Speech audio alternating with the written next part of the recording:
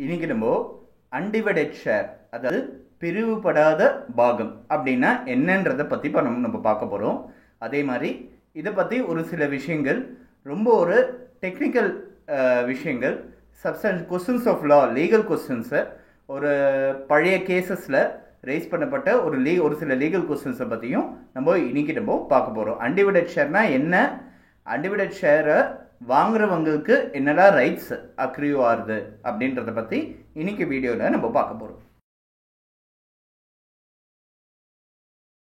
First undivided share அப்படின்னா என்னன்றதை பார்ப்போம். அதாவது ஒரு ப்ராப்பர்ட்டியும் இருக்குது, ஒரு பில்டிங் ஒன்று இருக்குது, இல்லை ஒரு லேண்ட் ஒன்று இருக்குது. அந்த லேண்டில் ஒருத்தருக்கு ஒரு ஷேர் ஒன்று இருக்குது. எனக்கு 1/5 ஆஃப் தி லேண்ட் எனக்கு பங்கு இருக்குது அப்படின்றது இருக்குன்னா, அந்த பங்கு பிரிக்கப்படாமல் இருந்ததுன்னா அது அன்டிவைடட் ஷேர்னு சொல்லப்படுறது. ஸோ அந்த பிரிக்கப்படாத பங்குக்கு மற்ற பங்குதாரர்களுக்கு கோபாசனஸ் அப்படின்றத பேர் வந்துடுது. ஸோ இது ஒரு கட்டடம் எழுப்பியோ இல்லை வேற முறையிலையோ அந்த பங்கு பிரிக்கப்பட்டது அப்படின்னா இந்த அன்டிவைடட் ஷேருன்ற ஒரு கான்செப்ட் போயிட்டு அவங்களுக்கு ஒரு பார்சலுக்கு ஓனர் ஆயிடுறாங்க. ஒரு பர்டிகுலர் ஒரு piece of the property, parcel of the ப்ராப்பர்ட்டிக்கு அவங்க ஓனர் ஆயிடுறாங்க. அதாவது அந்த ப்ராப்பர்ட்டிலே உள்ளடங்கிய பிரிக்கப்பட்ட அவங்களுக்குன்னு சொல்லக்கூடிய ஒரு ஷேர், ஒரு போர்ஷனுக்கு அவங்க ஓனர் ஆயிடுறாங்க. சே ஃபார் எக்ஸாம்பிள், ஒரு 10,000 ஸ்கொயர் ஃபீட் ப்ராப்பர்ட்டி இருக்கு. இந்த 10,000 ஸ்கொயர் ஃபீட் ப்ராப்பர்ட்டியை ஒரு 5 பேர் கோ ஓனர்ஸாக இருக்காங்க. ஸோ ஆளுக்கு 2,000 ஸ்கொயர் ஃபீட் அதில் ஷேர் இருக்கு. ஆனால் எந்த 2,000 ஸ்கொயர் ஃபீட் யாருக்கு சொந்தன்றது இல்லை. ஏன்னா ஒருத்தர் ஓனரு, அவர் இறந்து போய்டுறாரு, அவருக்கு ஒரு மனைவி, ஒரு அம்மா, 3 பசங்க. ஸோ 5 வாரிசுதாரர்கள். 5 பேருக்கும் 5ல் ஒரு பங்கு ஷேர் இருக்கு. 2,000 ஸ்கொயர் ஃபீட் 2,000 ஸ்கொயர் ஃபீட்னு சொல்லி 5 பேருக்கும் ஷேர் இருக்கு. ஆனால் எந்த 2,000 ஸ்கொயர் ஃபீட் யாருக்கு சொந்தம்னு சொல்லி அங்கே எங்கேயும் சொல்லப்படலை. ஸோ இதுதான் அன்டிவைடட் ஷேரோட கான்செப்ட். பிரிக்கப்படலை, இதுதான் இவரோட ஷேர், இதுதான் இவரோட ஷேர்னு சொல்ல முடியாது. ஆனால் எல்லாருக்கும் பங்கு இருக்கு அப்படின்றது இருந்ததுன்னா அது அன்டிவைடட் ஷேர். இன்னொரு எக்ஸாம்பிள் சினாரியோ எடுத்துப்போம். 10,000 ஸ்கொயர் ஃபீட் லேண்ட் இருக்கு. ஒருத்தர் அந்த லேண்டை பர்ச்சேஸ் பண்ணி ஒரு பில்டர் என்ன பண்ணுறாரு, அதில் ஃப்ளாட்ஸ் கன்ஸ்ட்ரக்ட் பண்ணி விற்கிறதுக்காக ப்ரமோட் பண்ணணும்னு நினைக்கிறாரு. ஸோ என்ன பண்ணுறாரு, அட்வர்டைஸ்மெண்ட் போடுறாரு, பையர்ஸ் வராங்க, அட்வான்ஸ் கொடுக்குறாங்க, பேமெண்ட் பண்ணுறாங்க.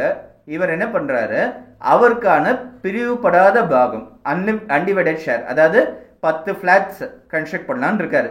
ஒவ்வொரு ஃப்ளாட்டும் 2,000 ஸ்கொயர் ஃபீட் ஏரியான்னு வச்சுப்போம். ஸோ இந்த 2,000 ஸ்கொயர் ஃபீட் ஏரியாவுக்கு 10 ஃப்ளாட் அவர் கன்ஸ்ட்ரக்ட் பண்ணணும்னு நினைக்கிறாரு, விற்கணும்னு நினைக்கிறாரு. ஃப்ளாட் இன்னும் கன்ஸ்ட்ரக்ட் பண்ண ஆரம்பிக்கல. அப்படி இருக்கும்போது ஒருத்தர் ஒரு பையர் அப்ரோச் பண்ணுறாரு அவரை, எனக்கு ஒரு ஃப்ளாட் வேணும் அப்படின்னா இந்த 2,000 ஸ்கொயர் ஃபீட் ஃப்ளாட்டை கன்ஸ்ட்ரக்ட் பண்ணுறதுக்காக, ஏன்னா மொத்தம் 10 ஃப்ளாட் 2,000 ஸ்கொயர் ஃபீட்னா 20,000 ஸ்கொயர் ஃபீட்டுக்கு ஒரு கட்டடம் ஒன்று எழுப்ப போகிறாரு. ஸோ அதில் 2,000 ஸ்கொயர் ஃபீட் ஒரு ஃப்ளாட் ஒருத்தர் வாங்குறதுக்கு தயாராக இருக்கார். ஸோ இந்த 2,000 ஸ்கொயர் ஃபீட் ஃப்ளாட்டு 10ல் ஒரு பாகம், அந்த கட்டிடத்தில் 10ல் ஒரு பங்கு இவர் வாங்குறதுக்கு தயாராக இருக்கார். இந்த 10ல் ஒரு பங்கு அவர் கட்டிடத்தில் வாங்கணும்னா இந்த லேண்டில், அந்த கட்டிடம் கட்ட போகிற அந்த லேண்டில் 10ல் ஒரு பங்குக்கு அவர் ஓனராக இருக்கணும். ஸோ அன்டிவைடட் ஷேரை 1,000 ஸ்கொயர் ஃபீட்டை அவர் பேரில் ரெஜிஸ்டர் பண்ணி கொடுப்பாரு. அதுக்கப்புறம் ஒரு கன்ஸ்ட்ரக்ஷன் அக்ரிமெண்ட்டு ஒன்று போடுவார். இந்த கன்ஸ்ட்ரக்ஷன் அக்ரிமெண்ட்டில் இந்த 2,000 ஸ்கொயர் ஃபீட்டுக்கு ஒரு ஃப்ளாட்டை இந்த அம்யூனிட்டிஸோட, லிஃப்டோட, கார் பார்க்கிங்கோட, டைல்ஸோட, இந்த மாதிரி அம்யூனிட்டிஸோட நான் கன்ஸ்ட்ரக்ட் பண்ணி கொடுக்குறேன்னு சொல்லிட்டு, இத்தனை நாளைக்குள்ளே கன்ஸ்ட்ரக்ட் பண்ணி கொடுக்குறேன்னு சொல்லி ஒரு கன்ஸ்ட்ரக்ஷன் அக்ரிமெண்ட் ஒன்று என்டர் பண்ணுவார். ஸோ இந்த கன்ஸ்ட்ரக்ஷன் அக்ரிமெண்ட் அந்த ஃப்ளாட்டோட ஸ்கொயர் ஃபீட் எவ்வளோ, அதில் என்னெல்லாம் அம்யூனிட்டிஸ் இருக்குன்றது இருக்கும். அது தவிர ஒரு சேல் டீட் ஒன்று இருக்கும். இந்த ஃப்ளாட் இவரோட 1,000 ஸ்கொயர் ஃபீட் பாகத்து மேலே கட்டப்பட்ட 2,000 ஸ்கொயர் ஃபீட் ஃப்ளாட். இதுதான் இவரோட ஃப்ளாட்டோட ப்ராப்பர்ட்டியோட டீட்டெயில்ஸ்.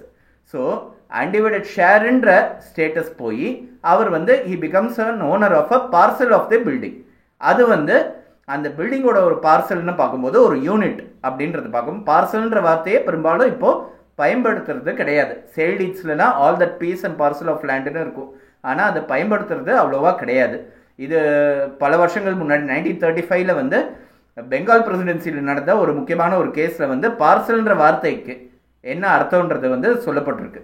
வேற எதனா சந்தர்ப்பம் இருந்தது அந்த கேஸை பற்றி நான் சொல்கிறேன் இன்னொரு நாள். ஸோ இந்த பார்சல்ன்ற வார்த்தை வந்து யூஸ் பண்ணப்படுறது. ஸோ இதுதான் வந்து ஒரு ஃப்ளாட் வாங்கிறதுக்கான ஒரு மோட் ஆஃப் ஆப்ரேஷன். நம்ம ஊரில் நார்மலாக நிலுவையில் இருக்கிற ஒரு கான்செப்ட் இதுதான். லேண்ட் வாங்கணும், பில்டரோட ஒரு கன்ஸ்ட்ரக்ஷன் அக்ரிமெண்ட் என்டர் பண்ணும்.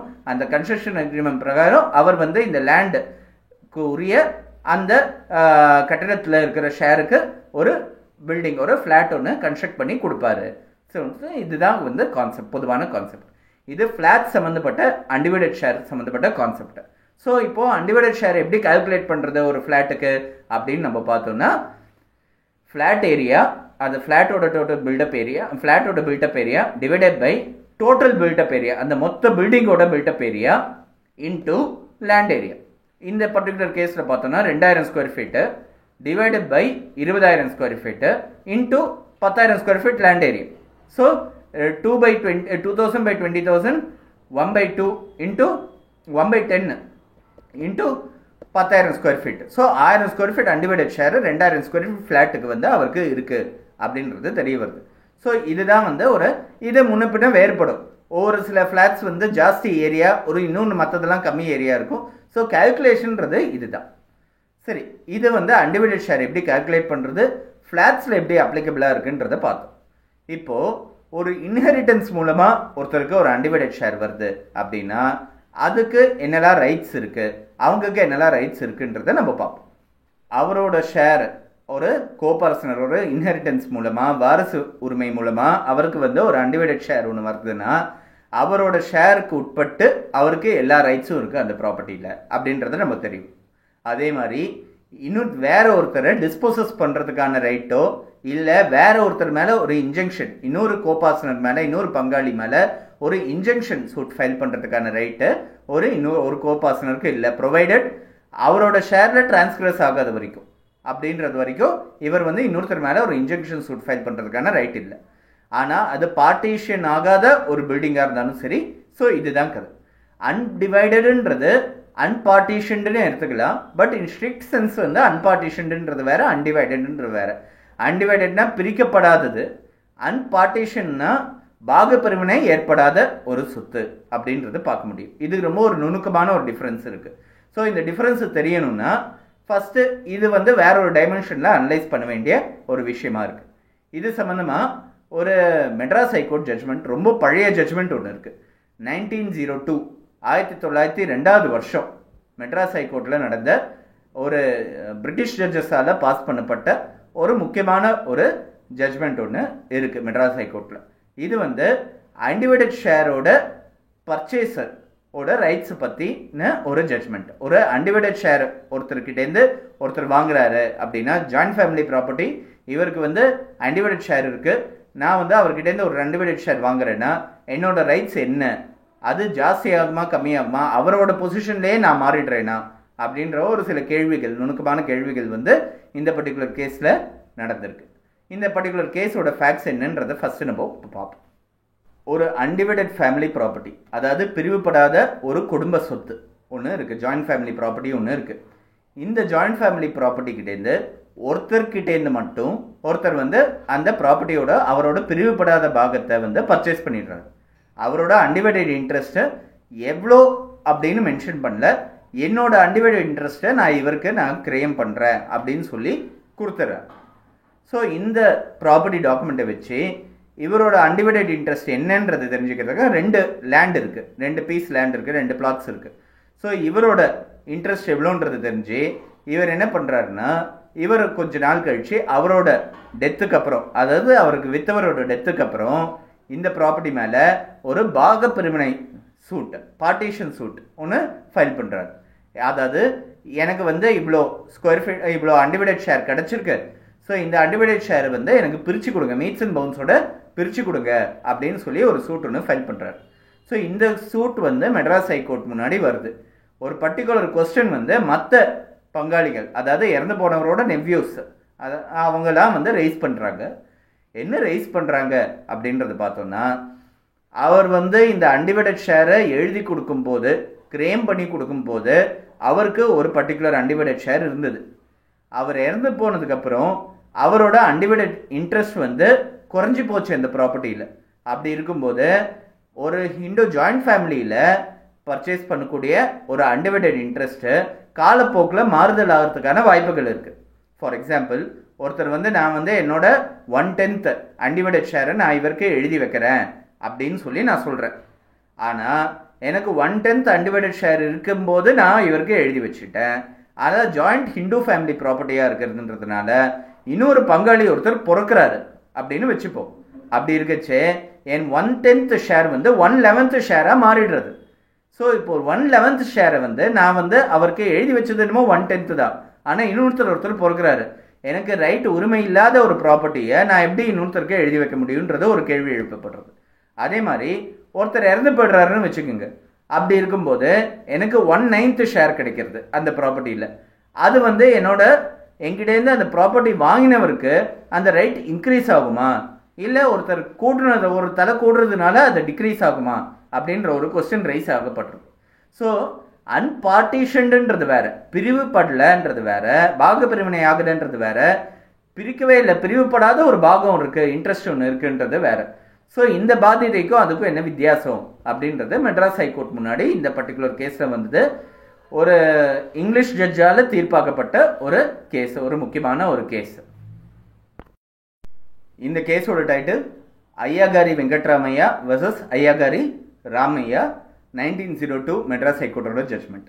2 பழைய கேஸஸை கன்சிடர் பண்ணியிருக்காங்க. இதில் ஒரு பையர் வந்து ஒருத்தர் வந்து வாங்கிட்டார் ஒரு சொத்தை, ஒரு அன்டிவைடட் ஷேர் ஒருத்தர்கிட்டேருந்து வாங்கிட்டார். சப்போஸிங் ஒரு அவருக்கு வந்து வித்தவர் இறந்து போடுறாருன்னா இவர் வந்து அந்த ப்ராப்பர்ட்டி அவர் வாங்கின சொத்தோட டைட்டிலை வந்து இவர் இழக்கிறது கிடையாது. அன்பார்ட்டிஷனாக இருந்திருந்தாலும் கூட அவர் வந்து அதை இழக்கிறது கிடையாது அப்படின்றது இருக்கு. அப்படி இருக்கும்போது ஒருத்தர் வந்து அவர்கிட்டேருந்து அந்த சொத்தை இன்னும் வேற ஒரு கோபார்சனை இறக்குறாருன்றதுனால இவருக்கான ரைட் வந்து இன்க்ரீஸும் ஆறுதில்லை டிக்ரீஸும் ஆறுதில்லை அப்படின்னு சொல்லிட்டு ஏற்கனவே டிசைட் பண்ணப்பட்ட ஒரு கல்கட்டா ஹைகோர்ட் ஜட்ஜ்மெண்ட்ல இப்படி கொடுத்துருக்கு. ஸோ இந்த பேசிஸில் வந்து பார்க்கும்போது அந்த டைம் ஆஃப் சேல் என்ன ரைட்ஸ் இருக்கோ அதே ரைட்ஸ் தான் அக்ரியூ ஆகும் அப்படின்றத ஒரு டெசிஷனுக்கு ஒன்று வராது. சிமிலர் டெசிஷன் ஒன்று மெட்ராஸ் ஹைகோர்ட்லேயே இதுக்கு முன்னாடி நடந்தது. இந்த பர்டிகுலர் கேஸில் என்ன ஆயிருக்குன்னா ஒருத்தர் வந்து விற்கலை, கிரையம் பண்ணலை, ஆனால் ஒரு ஜப்தி பண்ணப்பட்டிருக்கு இவரோட ஷேர். அதாவது ஒருத்தர் வந்து அன்டிவைடட் ஷேர் வச்சுட்டு இருக்காரு, பிரிவுபடாத பாகம் வச்சுட்டு இருக்காரு ஒரு ப்ராப்பர்ட்டியில். அவரோட ரைட்ஸ், அவரோட ப்ராப்பர்ட்டி வந்து எங்கேயோ அடமானம் வச்சுட்டாரு, விட்டுட்டாரு, ஏலத்துக்கு போயிடுச்சு, ஜப்தி செய்யப்பட்டது அவரோட ரைட்டு. அப்படி இருக்கும்போது அந்த ஜப்தி பண்ண நபருக்கு வந்து அந்த ப்ராப்பர்ட்டியில் எந்த அளவுக்கு ரைட் இருக்குது, அவருக்கு வந்து ரைட் வந்து மாறுதல் அடையுமா, இல்லை அது ஜப்தி செய்யப்படும் போது அவருக்கு இருந்த ரைட்டு தான் இருக்குமா அப்படின்னு சொல்லி மெட்ராஸ் ஹைகோர்ட்டில் வந்து ஒரு கொஸ்டின் ஒன்று ரைஸ் பண்ணப்பட்டது இதுக்கு முன்னாடி. அந்த பர்டிகுலர் கேஸில் என்ன சொல்லியிருக்காங்கன்னா எக்ஸிக்யூஷன் டைம் அப்போ அந்த ப்ராப்பர்ட்டி பேர் வந்து இவர்கிட்ட இந்த நபர்கிட்ட இருந்து அன்டிவைடட் ஷேர் பாத்தியதை கிடைச்சவர்கிட்டேருந்து இன்னொருத்தருக்கு வந்து பேர் மாறும்போது என்ன ரைட் இருக்கோ அந்த ரைட்டு தான் கடைசி வரைக்கும் காலத்துக்கும் இருக்கும் அப்படின்னு சொல்லி சொல்லப்பட்டிருக்கு. ஸோ இந்த 2 கான்செப்டையும் அண்டர்லைங்காக வச்சோம் அப்படின்னா இந்த பர்டிகுலர் கேஸில் மெட்ராஸ் ஹைகோர்ட்டு கொண்டு வந்த ஒரு டெசிஷன் என்ன அப்படின்னு நம்ம பார்த்தா இவருக்கு வந்து undivided share at the time of sale என்ன இருக்கோ அவரு தானே தவிர்த்து இந்த கேஸ் ஃபைல் பண்ணும்போதோ இல்லை ஜட்ஜ்மெண்ட் வரும்போதோ அது மாறுதல் அடையிறதுன்றதுனால அது மாறுபடாது அப்படின்னு சொல்லப்பட்டிருக்கு. இந்த பர்டிகுலர் கேஸில் 1902 மெட்ராஸ் ஹைகோர்ட் ஜட்ஜ்மெண்ட் ரொம்ப முக்கியமான ஒரு ஜட்ஜ்மெண்ட்.